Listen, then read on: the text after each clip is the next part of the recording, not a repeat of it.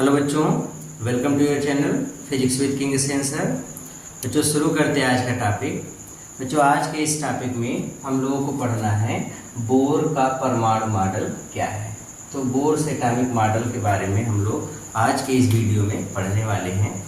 बच्चों Bohr's atomic model पढ़ने से पहले मैं आपको बता दूं कि इसके पहले जब ये खोज चल रही थी कि ओरिजिन ऑफ स्पेक्ट्रम क्या है, कहाँ से लाइट निकलती है, तो इस संदर्भ में कई साइंटिस्ट लोगों ने अपना अपना मॉडल दिया था। इसमें डाल्टन थे, थॉमसन थे, रदरफोर्ड थे। रदरफोर्ड का मॉडल एक्सपेरिमेंट बेस्ड था। रदरफोर्ड ने अल्फा कणों के प्रकीर्णन का एक प्रयोग किया, बड़ा ही इम्पोर्टेंट एक्सपेरिमेंट था जिससे न्यूक्लियस की खोज हुई। तो उसके बाद उन्होंने एक आइडिया बताया, एक मॉडल प्रस्तुत किया जिसको हम लोग रदरफोर्ड्स मॉडल बोलते हैं। इन्होंने बताया था कि एटम के भीतर समस्त जो पॉजिटिव चार्ज है एक छोटे से स्थान पर केंद्रित होता है जिसको न्यूक्लियस कहते हैं, और ऋणावेशित भाग इलेक्ट्रॉन उसके चारों तरफ चक्कर लगाते रहते हैं। ये उनका मॉडल था, लेकिन वो फेल इसलिए हो गया था क्योंकि रदरफोर्ड ने बताया कि जो इलेक्ट्रॉन न्यूक्लियस के चारों तरफ चक्कर लगाते रहते हैं वो अपनी ऊर्जा का उत्सर्जन करते रहते हैं in the form of electromagnetic wave. तो वो तरंगों के रूप में अपने प्रकाश को उत्सर्जित करते रहते हैं। अब फोटॉनों के रूप में या तरंगों के रूप में जब लाइट निकालेंगे तो energy is directly proportional to radius square. मतलब जैसे जैसे एनर्जी कम होती जाएगी, रेडियस कम होती जाएगी, एक समय ऐसा आ जाएगा कि जो इलेक्ट्रॉन है वो आकर के न्यूक्लियस पर गिर जाएगा और एटम का अस्थायित्व तो खत्म हो जाएगा। जबकि एक्चुअल में ऐसा नहीं होता। तो क्यों नहीं होता, रदरफोर्ड नहीं बता पाए। फिर इसके बाद क्योंकि इलेक्ट्रॉन जब लगातार अपनी ऊर्जा का उत्सर्जन करेगा तो उस उत्सर्जित प्रकाश में या तरंग में सभी प्रकार की तरंग दैर्ध्य सम्मिलित होंगी। अब सभी प्रकार की मतलब इंफ्रारेड भी होगी, अल्ट्रावायलेट भी होगी, विजुअल भी होगी, माइक्रो भी होगी, सभी प्रकार की तरंग दैर्ध्य निकलेगी। मतलब जो स्पेक्ट्रम होगा वो कंटिन्यूअस होगा, जबकि एटम का स्पेक्ट्रम लीनियर होता है। तो रेखीय स्पेक्ट्रम की व्याख्या नहीं कर सका रदरफोर्ड का एटॉमिक मॉडल, जिसकी वजह से वो फेल हो गया। बाद में रदरफोर्ड के ही एटॉमिक मॉडल की कमियों को दूर करके और प्लांक की क्वांटम थ्योरी की हेल्प से नील्स बोर ने अपना एक एटॉमिक मॉडल प्रस्तुत किया जिसको हम लोग बोर्स एटॉमिक मॉडल बोलते हैं। बच्चों बहुत ज़्यादा कुछ नहीं, बोर्स एटॉमिक मॉडल में आपको 3 से 4 पॉइंट्स है जो आपको समझना है। अब देखो, बोर ने वही चीज़ समझाने की कोशिश की जिसकी वजह से रदरफोर्ड का एटॉमिक मॉडल फेल हुआ था। बोर ने अपने एटॉमिक मॉडल में ये समझाने की कोशिश की, पहली चीज एटम अस्थाई कैसे रहता है।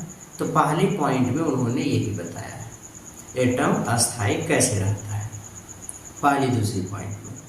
तीसरी पॉइंट में उन्होंने समझाने की कोशिश किया है कि फिर एटम के अंदर या ओरिजिन ऑफ स्पेक्ट्रम कहाँ है, लाइट निकलती कैसे, इस चीज को समझाने की कोशिश किया है। ओके, तो बस यही 2-3 पॉइंट हमको बोर्स एटॉमिक मॉडल के बारे में समझना है। आ जाइए शुरू करते हैं हम लोग। बच्चों बोर ने प्लांक के क्वांटम थ्योरी की हेल्प से या प्लांक के क्वांटम सिद्धांत के हेल्प से अपना एक एटॉमिक मॉडल प्रस्तुत किया था जिसको हम लोग बोर का परमाणु मॉडल कहते हैं। और बोर के परमाणु मॉडल के अनुसार पहली पॉइंट ये है इसमें, बोर के परमाणु मॉडल के अनुसार किसी भी परमाणु के भीतर जो ऋणावेशित भाग इलेक्ट्रॉन होते हैं ये सभी इलेक्ट्रॉन नाभिक के चारों ओर एक निश्चित वृत्ताकार कक्षा में ही चक्कर लगाते हैं। फिर से सुनो, जैसा कि रदरफोर्ड ने बताया कि इलेक्ट्रॉन बस वृत्ताकार कक्षा में चक्कर लगाते हैं, सभी इलेक्ट्रॉन एक ही कक्षा में रहते हैं, जबकि ऐसा नहीं है। नील्स बोर ने कहा कि सभी इलेक्ट्रॉन नाभिक के चारों ओर एक निश्चित अस्थायी वृत्ताकार कक्षा में ही चक्कर लगाते हैं। मतलब सभी इलेक्ट्रॉन एक ही कक्षा में नहीं होते, सब इलेक्ट्रॉनों की कक्षाएं अलग अलग होती हैं। तो पहली पॉइंट ये है, या बोर के एटॉमिक मॉडल में पहली पॉइंट ये है कि किसी भी परमाणु के भीतर जो समस्त ऋणावेशित भाग इलेक्ट्रॉन होते हैं ये इलेक्ट्रॉन नाभिक के चारों ओर वृत्ताकार कक्षा में चक्कर लगाते हैं, लेकिन उनकी कक्षा निश्चित होती है। मतलब ये कि इलेक्ट्रॉन एक निश्चित वृत्ताकार कक्षा में ही चक्कर लगाते हैं। इलेक्ट्रॉन केवल उसी कक्षा में चक्कर लगा सकते हैं जिसमें इलेक्ट्रॉन का कोणीय संवेग, कोणीय संवेग का फार्मूला mvr, इलेक्ट्रॉन का कोणीय संवेग h/2π का पूर्ण गुणज होता है, जहाँ पे h/2π बच्चों एनर्जी का एक कोफिशिएंट है या फलन है, एनर्जी का एक फंक्शन है। फिर से सुनो, किसी भी परमाणु के भीतर इलेक्ट्रॉन नाभिक के चारों ओर एक निश्चित वृत्ताकार कक्षा में ही चक्कर लगाते हैं। इलेक्ट्रॉन केवल उन्हीं कक्षा में चक्कर लगा सकता है जिसमें इलेक्ट्रॉन का कोणीय संवेग h/2π के पूर्ण गुणज होता है। ये पहली पॉइंट है। अब यहाँ पे बच्चों ये जो इक्वेशन दिया इन्होंने, उसमें एक टर्म और ऐड कर दिया इनटू n, जहाँ पे n को हम लोग बोलते हैं, n है बच्चों प्रिंसिपल क्वांटम नंबर, मुख्य क्वांटम संख्या। मुख्य क्वांटम संख्या को ही हम लोग नंबर ऑफ ऑर्बिट्स या कक्षाओं की संख्या भी कहते हैं। ये कक्षाओं की संख्या है बच्चों। n की वैल्यू शून्य के अतिरिक्त कोई भी धनात्मक पूर्णांक हो सकता है, मतलब 1 2 3 4 5 इस तरीके से कोई भी नंबर हो सकती है। ये है, तो ये जो सिद्धांत है कि इलेक्ट्रॉन एक निश्चित अस्थायी कक्षा में ही चक्कर लगा सकता है और इलेक्ट्रॉन केवल उन्हीं कक्षा में चक्कर लगा सकता है जिसमें इलेक्ट्रॉन का कोणीय संवेग h/2π के पूर्ण गुणज होता है, अर्थात mvr बराबर nh/2π। इस संबंध को, इस कंडीशन को हम लोग बोर का क्वांटीकरण का प्रतिबंध कहते हैं। क्या बोलते हैं? बोर का क्वांटीकरण का प्रतिबंध। ये वो कंडीशन है जो बताएगा कि इलेक्ट्रॉन एक निश्चित अस्थायी कक्षा में चक्कर लगाता है। सभी इलेक्ट्रॉन एक ही कक्षा में चक्कर नहीं लगाते, सब इलेक्ट्रॉन की कक्षाएं अलग अलग होती हैं। जैसे इस इलेक्ट्रॉन की जो कोणीय संवेग पहली कक्षा के बराबर है तो पहली कक्षा में चक्कर लगाएगा। कोई दूसरा इलेक्ट्रॉन है, उसका कोणीय संवेग दूसरी कक्षा के बराबर है तो वो दूसरी कक्षा में चक्कर लगाएगा।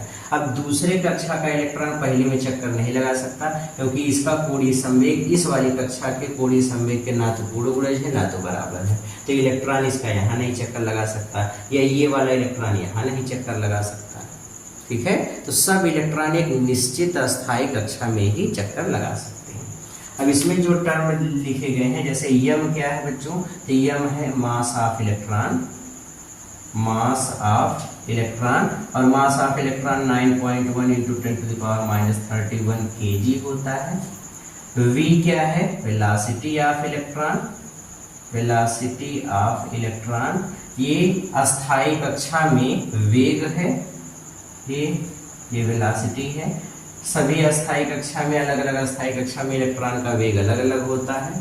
फिर इसके बाद स्मॉल r को हम बोलते हैं रेडियस ऑफ ऑर्बिट, ये कक्षा की त्रिज्या कहलाता है। n को प्रिंसिपल क्वांटम नंबर बोलते हैं और h को बोलते हैं प्लैंक्स कांस्टेंट। ये प्लैंक्स कांस्टेंट है और प्लैंक्स कांस्टेंट की वैल्यू होती है 6.6 × 10⁻34 जूल सेकेंड, इतनी होती है। ठीक है, तो ये चीजें हैं जो कि पहले पॉइंट में नील्स बोर के द्वारा बताया गया। एक बार फिर से रिवाइज करते हैं। बोर के परमाणु मॉडल के अनुसार किसी परमाणु के भीतर ऋणावेशित भाग इलेक्ट्रॉन नाभिक के चारों ओर एक निश्चित अस्थायी कक्षा में ही चक्कर लगाता है और इलेक्ट्रॉन केवल उसी कक्षा में चक्कर लगा सकता है जिसमें उसका कोणीय संवेग h/2π के पूर्ण गुणज होता है। तो ये पहली पॉइंट है बोर्स एटॉमिक मॉडल की। क्लियर हो गया? पहली पॉइंट में इन्होंने बताया है कि एटम के अंदर इलेक्ट्रॉन किस तरीके से, एटम की शेप कैसे होती है। तो शेप को समझो। उन्होंने कहा कि पहले तो रदरफोर्ड का एटॉमिक मॉडल आपको पता ही है, तो रदरफोर्ड के एटॉमिक मॉडल को ही इन्होंने करेक्ट किया है। तो रदरफोर्ड के एटॉमिक मॉडल में बताया गया था कि बीच में न्यूक्लियस होगा, इलेक्ट्रॉन उसके चारों तरफ चक्कर लगाएंगे। तो उन्होंने भी कहा कि जो न्यूक्लियस होता है उसके चारों तरफ इलेक्ट्रॉन तो चक्कर लगाते हैं वृत्ताकार कक्षा में, लेकिन सब इलेक्ट्रॉन अलग अलग वृत्ताकार कक्षाओं में चक्कर लगाते हैं, सब एक ही कक्षा में नहीं रहते। तो एटम के अंदर या एटम कैसा होता है, जिन्होंने बताया एटम के अंदर एक न्यूक्लियस होगा और इलेक्ट्रॉन अलग अलग अस्थायी वृत्ताकार कक्षा में चक्कर लगाएंगे। मतलब सब इलेक्ट्रॉन की कक्षा अलग अलग होती है। इलेक्ट्रॉन उसी कक्षा में चक्कर लगाएंगे जिनमें उनका एक फिक्स कोणीय संवेग होगा, एक कंडीशन के साथ चक्कर लगाएंगे, और वो कंडीशन है बोर का क्वांटीकरण प्रतिबंध। इसमें उन्होंने एटम कैसा होता है इस चीज को बताने की कोशिश की। दूसरी चीज, दूसरे पॉइंट में इन्होंने समझाने की कोशिश की कि एटम अस्थाई कैसे रह लेता है, जो कि रदरफोर्ड का एटॉमिक मॉडल नहीं समझा पाया था। तो दूसरी पॉइंट को देखते हैं बच्चों। रदरफोर्ड का एटॉमिक मॉडल जिस वजह से फेल हुआ, उस फेलियर को दूर करते हुए बोर ने ये बताया कि देखिए, जब इलेक्ट्रॉन नाभिक के चारों तरफ वृत्ताकार कक्षा में चक्कर लगाते हैं तो ये इलेक्ट्रॉन कभी भी अपनी ऊर्जा का उत्सर्जन नहीं करते। नील्स बोर के एटॉमिक मॉडल के अनुसार अस्थायी कक्षा में चक्कर लगाता हुआ इलेक्ट्रॉन कभी भी अपनी ऊर्जा का उत्सर्जन नहीं करता, जबकि उस इलेक्ट्रॉन पर एक अभिकेंद्र त्वरण कार्य करता है। अभिकेंद्र त्वरण कार्य करने के बावजूद भी वह अपनी ऊर्जा का उत्सर्जन नहीं करता। बात आ गई समझ में। अब रदरफोर्ड का एटॉमिक मॉडल क्या बताया था कि इलेक्ट्रॉन जो नाभिक के चारों तरफ चक्कर लगाते हैं, वो इलेक्ट्रॉन अपनी ऊर्जा का उत्सर्जन करता रहता है। वो रदरफोर्ड ने बताया था कि इलेक्ट्रॉन ऊर्जा का उत्सर्जन करता रहता है, और यही उनके फेलियर का रीजन भी बना था। बोर ने कहा कि नहीं, ऐसा नहीं है। जो इलेक्ट्रॉन नाभिक के चारों तरफ चक्कर लगाते हैं वो इलेक्ट्रॉन अपनी ऊर्जा का उत्सर्जन ही नहीं करते। अब चूंकि एनर्जी जो होती है ये रेडियस पर डिपेंड करती है। अब अगर एनर्जी कांस्टेंट रहेगी तो रेडियस भी कांस्टेंट रहेगी। मतलब ये इलेक्ट्रॉन की त्रिज्या कभी कम ही नहीं होगी, और कम नहीं होगी तो वो न्यूक्लियस पे गिरेगा नहीं, जिसके कारण परमाणु का अस्थायित्व बना रहेगा। रदरफोर्ड का एटॉमिक मॉडल इसी वजह से फेल हो गया था। उन्होंने कहा कि ये एनर्जी निकालेगा तो रेडियस कम होगी तो आकर के नाभिक पे गिर जाएगा। जबकि बोर ने कहा कि नहीं, ये एनर्जी नहीं निकालेगा, और जब एनर्जी नहीं निकालेगा तो एनर्जी कांस्टेंट बनी रहेगी। तो ऐसी स्थिति में रेडियस कांस्टेंट रहेगा, और रेडियस अगर उसका फिक्स बना रहेगा, रेडियस कम नहीं होगा, तो ऐसी स्थिति में ये इलेक्ट्रॉन न्यूक्लियस पे गिरेगा नहीं। इसकी वजह से एटम पूरा अस्थाई, जैसा एटम को रहना चाहिए वो ऐसा ही अस्थाई बना रहेगा, स्टेबल बना रहेगा। तो दूसरी पॉइंट क्या है बोर्स एटॉमिक मॉडल की? तो दूसरी पॉइंट ये है कि नाभिक के चारों तरफ चक्कर लगाता हुआ इलेक्ट्रॉन कभी भी अपनी ऊर्जा का उत्सर्जन नहीं करता, जबकि उसमें अभिकेंद्र त्वरण होता है। मतलब अभिकेंद्र त्वरण होते हुए भी वह अपनी ऊर्जा का उत्सर्जन नहीं करता, जिसकी वजह से परमाणु का अस्थायित्व बना रहता है। क्लियर हो गया? ये दूसरी पॉइंट है। तो बोर्स एटॉमिक मॉडल की ये दूसरी पॉइंट है। तीसरी पॉइंट जो कि सबसे इंपॉर्टेंट पॉइंट है, तीसरी पॉइंट में बच्चों नील्स बोर ने ये समझाने की कोशिश किया है कि लाइट निकलती कहाँ से है, स्पेक्ट्रम कहाँ से आता है, इस चीज को समझाने की कोशिश किया था। तो इस चीज को समझते हैं, जिसको हम लोग थर्ड पॉइंट में लेते हैं। तो बोर्स एटॉमिक मॉडल की तीसरी पॉइंट क्या है, इसको देखते हैं। बच्चों बोर्स एटॉमिक मॉडल के अनुसार जब भी किसी भी इलेक्ट्रॉन को, पहली चीज बच्चों ये याद रखो कि किसी भी परमाणु के चारों तरफ जो कक्षाओं की संख्या होती है वो अनंत होती है। एक दो कक्षा नहीं होती, ऑर्बिट्स की संख्या ऐसे अनंत तक फैली हुई होती है। हर एक कक्षा में जैसे यहाँ इलेक्ट्रॉन है वैसे यहाँ भी इलेक्ट्रॉन, हर एक कक्षा में इलेक्ट्रॉन होंगे, कुछ में नहीं होंगे, ज़्यादातर में होंगे जो पास होंगे न्यूक्लियस के, ऐसे ही व्यवस्था रहती है। ओके, तीसरी पॉइंट ये बच्चों कि जब भी परमाणु को किसी भी कारणवश बाहर से ऊर्जा मिलती है, उसको हम लाइट दे दें, उसको हीट दे दें, उसको इलेक्ट्रिसिटी दे दें, किसी भी तरीके से परमाणु को किसी कारणवश जब बाहर से ऊर्जा मिलती है तो परमाणु का कोई इलेक्ट्रॉन उस ऊर्जा को अवशोषित कर लेता है। परमाणु का कोई इलेक्ट्रॉन उस ऊर्जा को अवशोषित कर लेता है। जैसे मान लो हमने परमाणु को ऊर्जा दे दी और इस एनर्जी को ये वाला इलेक्ट्रॉन एब्जॉर्ब कर लिया। जैसे ही इलेक्ट्रॉन ऊर्जा को अवशोषित करता है वो अपनी मूल निम्न ऊर्जा स्तर जिसमें वो चक्कर लगा रहा था पहले, उसको परमाणु के इलेक्ट्रॉन की मूल निम्न ऊर्जा स्तर कहते हैं।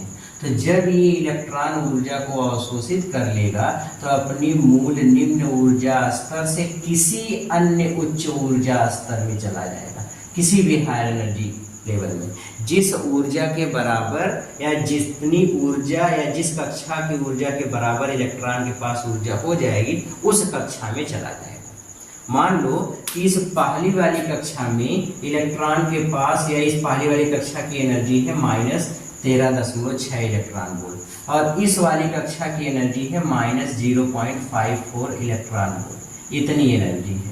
अब अगर मैं इस इलेक्ट्रॉन परमाणु पे इतनी एनर्जी दे दूं, परमाणु को इतनी एनर्जी दे दूं कि इसका ये वाला इलेक्ट्रॉन एनर्जी को एब्जॉर्ब कर लिया और एनर्जी एब्जॉर्ब करने के बाद इसकी एनर्जी -13.6 से -0.54 इलेक्ट्रॉन वोल्ट हो गया, तो ऐसी स्थिति में ये इलेक्ट्रॉन ऊर्जा को अवशोषित करके अपनी इस कक्षा से इस वाली कक्षा में चला जाएगा जिस कक्षा के बराबर इसके पास ऊर्जा हो गई। कैसे? तो इसके लिए उन्होंने बताया कि जब भी परमाणु को किसी कारणवश बाहर से ऊर्जा मिलती है तो परमाणु का कोई इलेक्ट्रॉन उस ऊर्जा को अवशोषित कर लेता है। ऊर्जा अवशोषित करके अपने मूल निम्न ऊर्जा स्तर से किसी भी अन्य उच्च ऊर्जा स्तर में चला जाता है। किस कक्षा में जाएगा? आंसर जिसके बराबर उसके पास ऊर्जा हो जाएगी, जिस कक्षा के बराबर उसके पास ऊर्जा हो जाएगी। तो ऊर्जा को अवशोषित करके मूल निम्न ऊर्जा स्तर से किसी अन्य उच्च ऊर्जा स्तर में चला जाता है। अब यहाँ जाने के बाद वो यहाँ पे रुक नहीं पाता, ठहर नहीं पाता। क्या रीजन है? तो बोर का क्वांटिकर्ण इसका रीजन है, क्योंकि इस इलेक्ट्रॉन का कोणीय संवेग तो इस कक्षा के बराबर है, इस इलेक्ट्रॉन का कोणीय संवेग इस कक्षा के बराबर नहीं है। अब अगर यहाँ जाएगा तो यहाँ पे नहीं रुक सकता, क्योंकि क्वांटिकर्ण सिद्धांत के अनुसार इलेक्ट्रॉन उसी कक्षा में चक्कर लगा सकता है जिसमें उसका कोणीय संवेग h/2 पूर्ण गुणज हो। तो इस इलेक्ट्रॉन का कोणीय संवेग इस कक्षा के कोणीय संवेग के ना तो बराबर है ना तो पूर्ण गुणज है, तो ये वाले इलेक्ट्रॉन इस कक्षा में चक्कर नहीं लगा सकता। तो ये इलेक्ट्रॉन जैसे ऊर्जा अवशोषित करके अपनी मूल निम्न ऊर्जा स्तर से अन्य उच्च ऊर्जा स्तर में जाता है तो हायर एनर्जी लेवल में जाने के बाद यहाँ चक्कर नहीं लगा सकता, यहाँ अस्थायी रूप से नहीं रुक सकता। इसलिए जैसे ही यहाँ पे पहुँचेगा, यहाँ पहुँचते ही वह बहुत ही कम समय लगभग 10⁻⁸ सेकंड तक ही रुक पाता है और फिर यहाँ से अपनी मूल कक्षा में वापस लौटता है। और जब ये अपनी मूल कक्षा में वापस लौटता है तो लौटते समय अपनी शेष ऊर्जा का उत्सर्जन विद्युत चुंबकीय तरंगों या फोटानों के रूप में करता है, तो यहाँ से लाइट निकलती है। ये बताया गया नील्स बोर के द्वारा। एक बार फिर से थर्ड वाली पॉइंट को समझिए। परमाणु को जब भी बाहर से किसी कारणवश ऊर्जा मिलती है तो परमाणु का कोई इलेक्ट्रॉन उस ऊर्जा को अवशोषित करके अपनी मूल निम्न ऊर्जा स्तर से किसी अन्य उच्च ऊर्जा स्तर में चला जाता है, जहां वह 10⁻⁸ सेकंड तक ठहर कर पुनः अपनी मूल कक्षा में वापस लौटता है। लौटते समय अपनी ऊर्जा का उत्सर्जन या शेष ऊर्जा का उत्सर्जन वह विद्युत चुंबकीय तरंगों अथवा फोटानों के रूप में करता है। ये बच्चों बोर के एटॉमिक मॉडल की थर्ड पॉइंट। मान लो जिस कक्षा से इलेक्ट्रॉन गया था, इस वाली कक्षा से गया था, इस वाली कक्षा की जो एनर्जी है उसको हमने दिखा दिया EI, इनिशियल एनर्जी स्टेट, और जो हायर एनर्जी लेवल है इसको दिखा दिया EF। तो बोर के अनुसार जो उत्सर्जित ऊर्जा होगी, जो फोटानों के रूप में ऊर्जा उत्सर्जित होगी, उस फोटान की एनर्जी दोनों कक्षाओं के ऊर्जा अंतराल के बराबर होती है जो संक्रमण कक्षाएं होती हैं। मतलब इनिशियल एनर्जी लेवल और फाइनल एनर्जी लेवल के बीच का जो डिफरेंस होगा, मतलब क्या है, तो आंसर है final energy level minus initial energy level. दोनों कक्षाओं की जो ऊर्जाएं हैं इनके अंतर के बराबर ऊर्जा को ही वह उत्सर्जित करता है और फोटानों के रूप में उत्सर्जित करता है या विद्युत चुंबकीय तरंगों के रूप में उत्सर्जित करता है। अब बच्चों फोटानों की एनर्जी होती है hν बराबर EF माइनस EI। यहाँ से अगर हम न्यू फ्रीक्वेंसी निकालें तो यह आ जाएगा EF माइनस EI अपान में H, जहाँ पे H प्लांक कांस्टेंट है। और ये जो रिलेशन हमको मिला, इस रिलेशन को हम बोलते हैं नील्स बोर का आवृत्ति प्रतिबंध। मतलब जो प्रकाश उत्सर्जित होगा या जो वेव या जो फोटान निकलेगा, उस फोटान की एक निश्चित आवृत्ति होगी, एक फिक्स्ड फ्रीक्वेंसी होगी। ऐसा नहीं कि सभी फ्रीक्वेंसी की लाइट निकालेगा, एक निश्चित आवृत्ति की ही लाइट को उत्सर्जित करेगा। और जो फ्रीक्वेंसी निकालेगा, अब चूंकि एक ही अब एनर्जी गैप फिक्स है तो एक निश्चित फ्रीक्वेंसी होगी, मतलब एक ही फ्रीक्वेंसी निकलेगी। अब एक ही फ्रीक्वेंसी निकलेगी तो एक ही प्रकार की आवृत्ति अथवा एक ही आवृत्ति जिस स्पेक्ट्रम में होता है उसको हम लोग रेखीय स्पेक्ट्रम बोलते हैं। इसका मतलब ये हुआ कि परमाणु का स्पेक्ट्रम रेखीय होता है। इस तरीके से नील्स बोर ने रेखीय स्पेक्ट्रम की व्याख्या की। और इतना ही नहीं, जो नील्स बोर के इस एटॉमिक मॉडल से हाइड्रोजन परमाणु के स्पेक्ट्रम की सफलतापूर्वक व्याख्या की गई। और इसी काम के लिए, चूंकि ये पहला ऐसा एटॉमिक मॉडल था जो कि लगभग एक बेस था और लगभग सभी बातों पर खरा उतरा, इसीलिए इतनी ग्रेट बात बताने के लिए, इतनी सब कुछ चीज़ों को एक्सप्लेन करने के लिए रदरफोर्ड को नील्स बोर को नोबेल प्राइज से भी पुरस्कृत किया गया था, उनको नोबेल पुरस्कार भी दिया गया था। ये तो ये इनकी जो बोर्स का जो ये पूरा एटॉमिक मॉडल है, ये अपने आप में बहुत इंपॉर्टेंट चीज़ है। बाद में ये एटॉमिक मॉडल में फेल हुआ था, जैसे इससे खाली हाइड्रोजन स्पेक्ट्रम की ही व्याख्या की जा सकी। और जो शील्डिंग डिशील्डिंग इफेक्ट, ये जेड इफेक्टिव कैसे इफेक्ट होता है, ऐसे कई बातें थी जो कि इनका एटॉमिक मॉडल नहीं एक्सप्लेन कर पाया था। बाद में सोमरफील्ड और दूसरे साइंटिस्ट ने उसको करेक्ट किया, लेकिन ये पहला ऐसा एटॉमिक मॉडल था जिन्होंने एक बेस रखा था, इसीलिए इसको सबसे अच्छा एटॉमिक मॉडल समझा जाता है। फिर बोर का एटॉमिक मॉडल क्या है, अब एक बार फिर से हम इसको समराइज करते हैं और इस पूरी चीज को अच्छे से समझिए। बोर के एटॉमिक मॉडल में मुख्यतः आपको 3 पॉइंट पे ध्यान देना है। पहली पॉइंट में एटम की स्टेबिलिटी को बताया गया है, पहली पॉइंट में बताया गया एटम की शेप को, एटम कैसा होता है। फिर दूसरी पॉइंट में एटम के अस्थायित्व को बताया गया है। तीसरी पॉइंट में बताया गया है कि एटम से कैसे प्रकाश उत्सर्जित होता है, रेखीय स्पेक्ट्रम कैसे निकलता है। तीनों बातों को हम लोग एक एक करके ध्यान से समझने की कोशिश करते हैं।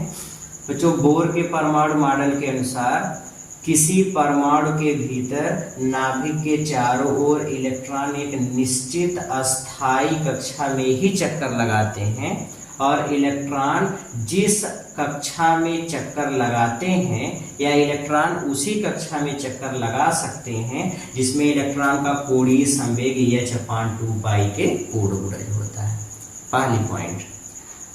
अब इसी इक्वेशन के अनुसार हम बता सकते हैं कोणीय संवेग mvr बराबर NH/2 अब जहाँ पे n जो है इसको हम लोग प्रिंसिपल क्वांटम नंबर या कक्षाओं की संख्या कहते हैं। इसका मान शून्य के अतिरिक्त कोई भी धनात्मक पूर्णांक हो सकता है।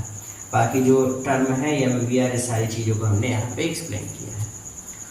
दूसरी पॉइंट ये है कि नाभिक के चारों ओर वृत्ताकार कक्षा में चक्कर लगाता हुआ इलेक्ट्रॉन कभी भी अपनी ऊर्जा का उत्सर्जन नहीं करता, जबकि इलेक्ट्रॉनों में अभिकेंद्र त्वरण होता है। अब अपनी ऊर्जा उत्सर्जित नहीं करेगा तो एनर्जी कांस्टेंट रहेगी, तो रेडियस भी कांस्टेंट रहेगी। इस तरीके से इलेक्ट्रॉन नाभिक पर नहीं गिरेगा और परमाणु अस्थायी रहेगा। ये दूसरी पॉइंट है। तीसरी पॉइंट जिसमें उन्होंने स्पेक्ट्रम के बारे में बताया, तीसरी पॉइंट क्या है कि जब भी परमाणु को किसी कारणवश बाहर से ऊर्जा मिलती है तो परमाणु का कोई इलेक्ट्रॉन ऊर्जा को अवशोषित करके अपनी मूल निम्न ऊर्जा स्तर से किसी अन्य उच्च ऊर्जा स्तर में चला जाता है, जहां वह 10⁻⁻8 सेकंड तक ही ठहरता है और फिर वहां से अपनी मूल कक्षा को वापस लौटता है।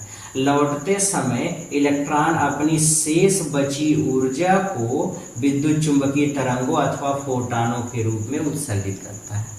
फोटॉन की आवृत्ति होती है न्यू बराबर EF माइनस EI/H, जहाँ पे EF higher energy level, EI initial energy level है और H प्लांक कांस्टेंट है। ये जो रिलेशन है इसको हम लोग बोलते हैं बोर का आवृत्ति प्रतिबंध, फ्रीक्वेंसी कंडीशन है। ओके, तो ये नील्स बोर का एटॉमिक मॉडल है। क्लियर हो गया? Very good. इसमें बच्चों एक चीज और आप जानते रहो कि जब भी इलेक्ट्रॉन अपनी कक्षा को बदलता है, इलेक्ट्रॉन जैसे एक कक्षा से यहाँ गया या यहाँ से यहाँ आया, जब इलेक्ट्रॉन अपनी कक्षा को बदलता है उस समय हम बोलते हैं परमाणु का संक्रमण हो रहा है। इलेक्ट्रॉन का किसी भी परमाणु के इलेक्ट्रॉन के द्वारा अपनी कक्षाओं को बदलना परमाणु का संक्रमण कहलाता है। परमाणु का संक्रमण कहलाता है। और कक्षा कौन बदलता है? इलेक्ट्रॉन। इलेक्ट्रॉन का अपनी कक्षा को बदलना उसको हम परमाणु का संक्रमण कहते हैं। परमाणु का संक्रमण दो प्रकार का होता है, एक अवशोषण संक्रमण होता है और दूसरा उत्सर्जन संक्रमण होता है। अवशोषण संक्रमण में परमाणु का इलेक्ट्रॉन ऊर्जा को अवशोषित करके लोअर एनर्जी लेवल से हायर एनर्जी लेवल में जाता है।